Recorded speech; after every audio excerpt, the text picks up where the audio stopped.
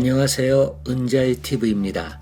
이번에 찾아간 곳은 중국 광저우에서 버스로 7시간, 아직 한국인들에게 많이 알려지지 않은 비경 중의 비경, 천저우 앙산입니다. 혼자였다면 쉽지 않았을 텐데 평생 같은 길을 걸어온 소중한 지인들과 함께라 덧없이 든든하고 설레는 출발이었습니다.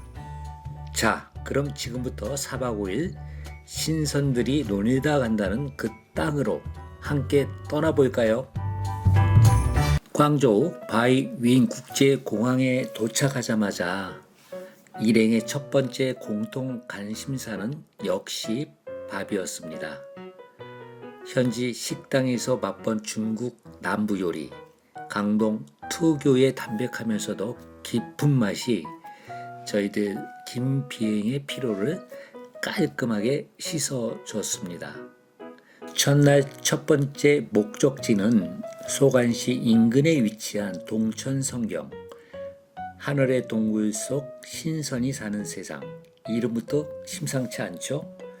여기는 단순한 관광지가 아닙니다. 중국 정부가 지정한 국가급 관광지로 산과 강, 폭포, 그리고 동굴이 한 공간에 어우러진 그야말로 자연이 빚어낸 복합 걸작입니다. 관람 방법도 특별한데요. 들어갈 때는 배를 타고 나올 땐 걸어서 약 40분 소요가 됩니다. 배가 출발하는 순간부터 분위기가 달라집니다. 양쪽으로 깎아지른 석회암 절벽이 강을 좁게 에워싸고 그 사이로 배가 천천히 나아가는데 마치 다른 세상의 입구로 빨려 들어가는 느낌이 납니다. 그러다 배가 거대한 동굴 안으로 들어섭니다. 동굴 안에서 위를 올려다보면 말이 나오지 않습니다. 수십 미터 높이의 천장에서 빛이 새어 들어오고 그 빛이 수면에 반사되며 만들어내는 색이 세상 어디서도 본 적 없는 빛깔입니다. 바깥으로 나오면 이번엔 폭포가 쏟아지고 기기묘묘한 모양의 바위들이 마치 신선들의 조각품처럼 늘어서 있습니다. 동천성경이라는 이름이 가장이 아니라 정말로 천상의 세계 같다는 말, 직접 배 위에 앉아보면 100번 이해가 됩니다. 동천성경의 감동이 채 가시기 전에 바로 옆에 위치한 복림소진으로 이동했습니다. 이것은 카르스트 지형, 즉 석회암이 오랜 세월 물에 녹으면서 만들어진 독특한 지형 위에 자리 잡은 아름다운 곳입니다. 관람 방법도 재밌습니다. 꼬마 기차를 타고 호수를 돌아보는 방식인데요. 마침 저희가 방문한 때가 봄의 시작, 사방에 봄꽃들이 막 피어나기 시작한 시기였습니다. 꼬마 기차에 앉아 창밖으로 펼쳐지는 풍경을 바라보니 호수 주변으로 봄꽃들이 반짝이고 그 뒤로 카르스트 특유의 뾰족뾰족한 바위 봉우리들이 병풍처럼 서 있습니다. 우리는 봄에 왔으니 봄에 복림소진을 가져온 셈입니다. 꼬마 기차에 앉아 바람을 맞으며 지인과 나란히 풍경을 바라봤습니다. 말이 필요 없는 순간이었습니다. 첫날 이미 충분했습니다. 숙소에 들어서며 생각했습니다. 내일은 또 어떤 풍경이 기다리고 있을까요? 이틀째 아침, 오늘도 일찍 움직입니다. 첫 목적지는 다나산. 이름에서도 느껴지듯 붉은 노을빛 산이라는 뜻입니다. 그냥 아름다운 산이 아닙니다. 유네스코 세계 지질공원이자 세계 자연유산으로 등재된 지구가 수억 년에 걸쳐 만들어낸 걸작입니다. 붉은 사암이 풍화와 침식을 거치며 만들어낸 독특한 지형, 이것을 다나지형이라고 하는데 이 다나산이 바로 그 이름의 기원이 된 곳입니다. 다나산은 유람선을 타고 감상합니다. 배가 출발하면서 점점 드러나는 다나산의 절벽들, 붉은색, 주황색, 황금색이 층층이 쌓인 절벽이 강물 위로 수직으로 솟아있는데 마치 거대한 붉은 장막을 펼쳐놓은 것 같습니다. 사진으로 볼 때는 편집한 거 아니야? 싶었는데 실제로 보면 이게 자연색 그대로라는 게 믿기지 않을 정도입니다. 유람선 위에서 카메라를 들고 이리저리 담아봤는데 어떤 각도로 찍어도 작품이 나왔습니다. 그런데 배가 특이한 바위 하나 앞에서 잠시 속도를 줄였습니다. 양원석. 배 위에서 보는 순간 일행 전원이 동시에 웃음을 터뜨렸습니다. 수억 년의 침식이 만들어낸 이 바위, 높이 28m, 직경 7m, 그 형태가 너무나 사실적이어서 자연이 이런 유머 감각을 가지고 있을 줄은 몰랐다는 생각이 들었습니다. 예로부터 이 바위 앞에서 기호를 하면 자손이 번창한다는 전설도 있다고 하더군요. 우리 일행도 제각각 뭔가를 빌며 손을 모았습니다. 다나산에서만 볼 수 있는 자연의 걸작이자 유모입니다. 다나산을 뒤로하고 이동한 곳은 마한곡 대협곡. 협곡이라는 건 들어가 봐야 압니다. 양쪽으로 치솟은 절벽이 하늘을 반쪽으로 잘라놓고 그 사이로 난 좁은 길을 따라 걷다 보면 위에서 내려다보는 풍경과 아래서 올려다보는 풍경이 완전히 다른 세상 같습니다. 그 안에서 또 하나의 기묘한 바위를 만났습니다. 음원석. 아까 다나산의 양원석이 양을 상징했다면 이 음원석은 음을 상징합니다. 음과 양이 같은 땅에 존재한다는 것, 자연의 완벽한 조화랄까요? 수억 년이 만들어낸 이 신기한 균형 앞에서 그냥 한참을 서서 바라봤습니다. 오후의 목적지는 고유령, 역시 중국 정부가 지정한 국가급 관광지입니다. 입구에서부터 눈에 들어오는 풍경이 심상치 않습니다. 멀리서도 한눈에 보이는 태적 앞 언덕들, 마치 거대한 의자들이 나란히 늘어선 것 같은 독특한 형태가 다른 어떤 산에서도 본 적 없는 풍경입니다. 그래서 이름이 고위령, 높은 의자 능선인가 봅니다. 정상에 올라서는 순간 숨을 크게 들이마셨습니다. 저 아래로 펼쳐지는 고위령 전체의 모습, 태저감이 만들어낸 능선들이 물결처럼 이어지고 그 사이사이로 초록빛 계곡이 숨어있는 풍경, 신비롭다는 표현 외에 달 말할 방법이 없었습니다. 땀 흘려 올라온 사람만이 누릴 수 있는 풍경, 힘들게 올라왔기에 이 전망이 더 값집니다. 등반을 시작하면서 또 만나는 잔도, 절벽 벽면에 붙여만든 이 좁은 철제 통로는 한쪽은 바위 절벽, 한쪽은 아득한 낭떠러지입니다. 아찔합니다. 솔직히 처음에 난간을 꽉 잡았습니다. 발밑을 내려다보는 순간 가슴이 쿵 내려앉는 느낌. 그런데 이 아찔함이 오히려 살아있다는 감각을 깨워줍니다. 매일 같은 하루를 살다 보면 무뎌지는 그 감각, 이런 잔도 위에 서야만 다시 선명해지는 것 같습니다. 여러분, 은퇴 후의 삶도 마찬가지 아닐까요? 조금 힘들어도 한 발씩 오르다 보면 어느 순간 이런 풍경이 눈앞에 펼쳐집니다. 오늘 하루도 정말 많이 걷고 많이 봤습니다. 저녁은 유후거리에서 삼겹살 파티. 이게 진짜입니다. 중국 한복판에서 먹는 한국 삼겹살이 왜 이렇게 맛있는지 하루 종일 걸어다닌 몸에 들어가는 고기 한 점이 세상 어떤 산의 진미보다 맛났습니다. 지글지글 익어가는 삼겹살, 소주 한 잔, 지인들의 웃음소리, 이거면 충분합니다. 이게 여행이지 뭐가 더 필요하겠어요. 오늘도 멋지게. 사흘째 아침, 오늘은 다른 날보다 조금 다른 마음으로 시작합니다. 서두르지 않기로 했습니다. 물이 흐르는 속도에 나를 맡겨보는 날이거든요. 구룡 수채, 취강의 맑은 물주기 위에 대나무를 엮어 만든 전통 뗏목을 타고 흘러내려갑니다. 취강이라는 이름처럼 물빛이 정말 옥색에 가까운 에메랄드 빛입니다. 오염되지 않은 자연 그대로의 빛깔. 대나무 뗏목에 앉아 흘러가다 보면 양쪽 절벽이 물 위에 거울처럼 반사되고 들리는 소리라곤 물소리밖에 없습니다. 도시에서 묵혀왔던 온갖 잡생각들이 하나 둘 물 위에 떠내려가는 것 같습니다. 뭔가를 해야 한다는 의무감, 어딘가를 봐야 한다는 강박감, 다 잠깐 내려놓고 그냥 흘러가는 것들을 그대로 바라보는 시간, 이런 여유 참 오랫동안 잊고 살았습니다.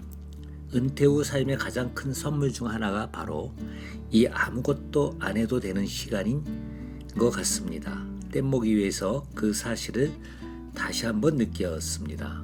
구룡 수채 뗏목 투어, 오늘 오전만으로도 이미 좋은 여행이었습니다. 그런데 오늘의 진짜는 지금부터입니다. 이번 여행의 하이라이트가 기다리고 있거든요. 망산. 이 이름 이번 여행을 계획하면서 처음 알게 됐는데, 알게 된 순간부터 반드시 가봐야겠다고 결심했던 곳입니다. 망산은 중국 후난성 최남단 강동성과 맞닿은 경계에 자리 잡은 국가급 자연보호구역입니다. 최고봉인 천평석 원시림 속에 희귀 동식물과 절경들이 가득 숨어 있습니다. 특히 세계적으로 희귀한 망산 비단배의 서식지로도 유명하죠. 그리고 이 망산의 상징 오지봉, 하늘을 향해 5손가락처럼 솟아오른 5개의 봉우리. 사진으로 볼 때마다 저기 꼭 한번 가봐야지 했는데 드디어 그 앞에 서게 됐습니다. 입구에서 셔틀버스를 타고 안으로 이동합니다. 울창한 언시림 사이로 달리는 셔틀. 안에서 창밖의 나무들이 점점 높아지고 짙어지는 걸 보며 마음이 고요해지는 느낌이 들었습니다. 케이블카를 타고 정상으로 올라갑니다. 올라가면 올라갈수록 발 밑으로 끝없는 언시림이 펼쳐지고 어느 순간부터 구름이 발 밑으로 깔리기 시작합니다. 봉우리들이 구름 위로 솟아올라 마치 바다 위의 섬처럼 떠있고 바람이 불 때마다 구름의 형태가 살아 움직이듯 보여랍니다. 케이블카를 내려 이제 잔도를 따라 걷기 시작합니다. 절벽 벽면을 따라 만들어진 한쪽은 거대한 바위 절벽, 한쪽은 구름 아래로 아득한 낭떠러지. 그 길을 걸으며 처음으로 오주봉이 눈에 들어왔습니다. 저 멀리 구름 사이로 5개의 봉우리가 손가락처럼 하늘을 향해 솟아있는 모습. 처음 봤을 때 잠깐 발걸음이 멈췄습니다.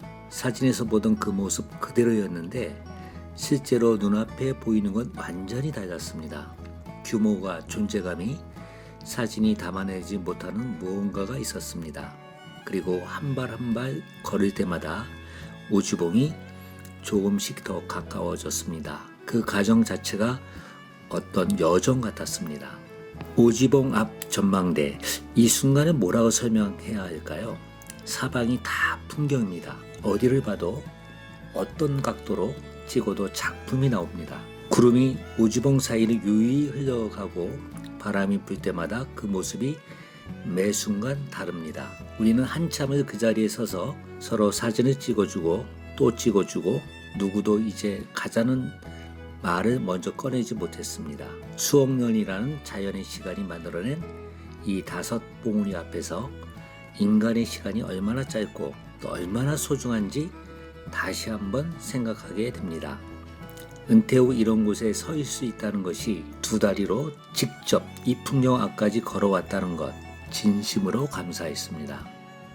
참고로 망산은 규모만큼이나 시설도 잘 갖춰져 있습니다.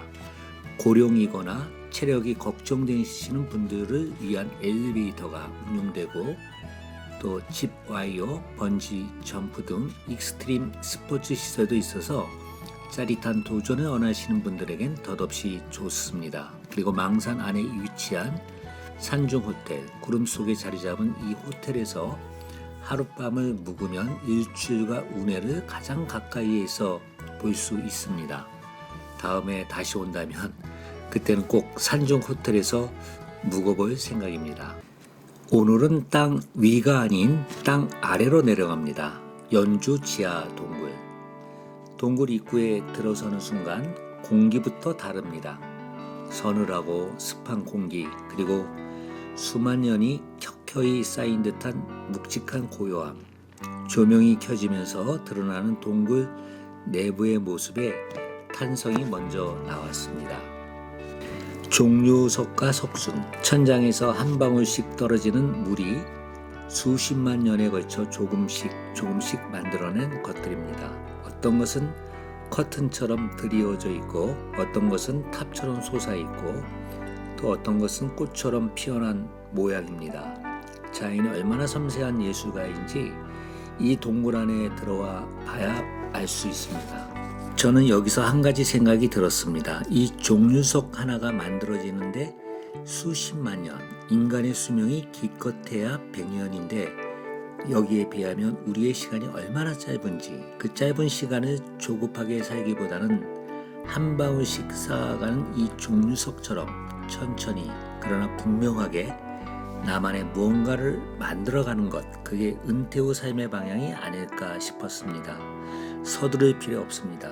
은퇴 후의 이막도 천천히 한 방울씩이면 됩니다. 동굴 깊은 곳엔 지하 호수도 있었습니다. 잔잔한 수면에 종류석이 거울처럼 반사되는 그 광경은 마치 지구 내부의 또 다른 하나를 보는 것 같았습니다. 신비로운 곳입니다. 연주 지하 동굴, 망산에 오신다면 절대 빼놓지 마세요. 4박 5일의 여정이 오늘도 끝난다고 생각하니 가슴 한편이 아련했습니다. 첫 번째 목적지는 항천 협곡이 이어진 이 물길은 유람선을 타고 감상합니다. 물빛이 정말 영롱합니다. 에메랄드 빛이라고 해야 할까요? 옥빛이라고 해야 할까요? 이런 색을 자연에서 볼 수 있다는 게 여전히 신기합니다. 협곡 양쪽으로 솟아오른 기암 절벽들이 물 위로 반사되며 만들어내는 이 풍경. 유람선이 천천히 나아가는 동안 지인들과 나란히 앉아 별말 없이 창밖을 바라봤습니다.